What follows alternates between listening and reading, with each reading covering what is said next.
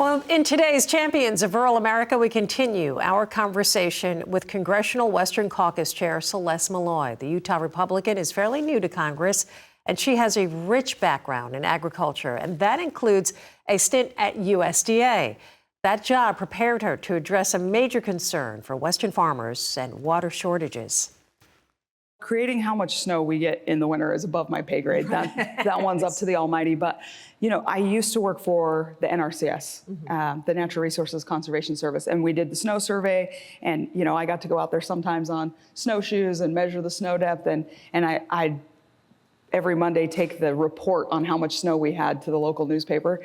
And I've never seen anything like this year. I mean, if you look at the charts, snowpack's always really variable, but it stays in this really wide band. And this year we didn't even get anywhere near that band.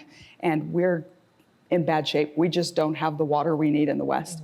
Luckily, because we've been in a drought cycle for a long time, the decision makers in the West have been seeing that this drought cycle is getting worse and worse and have started making a lot of decisions that are going to help mitigate it as much as we can. We didn't get enough snow. There's just nothing we can do about that. Right. But we have a lot of municipalities and state agencies that are doing things like recycling water and reuse plans and paying people to conserve. And in Utah, we're putting metering on all of our water because when people know how much water they're using, they tend to use less. And so we're going to have to do the best we can during this drought cycle to get through and make sure that we're making really long-term plans on water. When it comes to your home state, the funding for the Great Salt Lake, speak a little bit about that and the benefits there for the state. Yeah, it's kind of a crazy thing. I mean, the Great Salt Lake is such a big part of our identity in Utah. We call it the Great Salt Lake. The people from the Great Lakes states don't really think it's that great of a lake. But there's a little bit of a rivalry there. But it's a terminal lake. You know, it's saline, and most of those in the world, they decline and then they're gone. And we're trying to make sure that we maintain water levels in the lake. One difference between the Great Salt Lake and a lot of the other saline lakes around the world is our big population center is right on the lake. And so as the water levels drop, if we get dust blowing off of the lake, it's blowing into our most dense urban area in the state.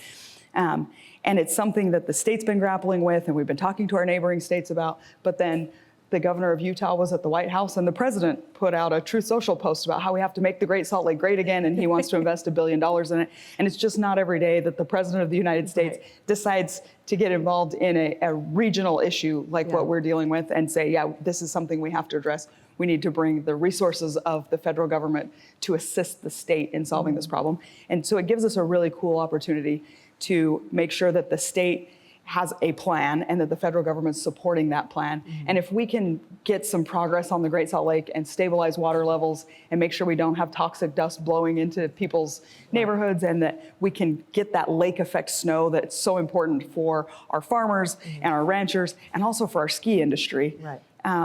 We could have a saline lake success story and the world needs one of those. Saline lakes have not been doing well. So I'm excited to have the help of the president and the focus that he's bringing to this issue and be able to work on something that could outlive all of us. Yeah, pretty amazing to have the attention of the White House, right? Congresswoman Maloy says she is excited to lead the Western Caucus. Her goal to bring national attention to Western issues like water shortages and the rural economy.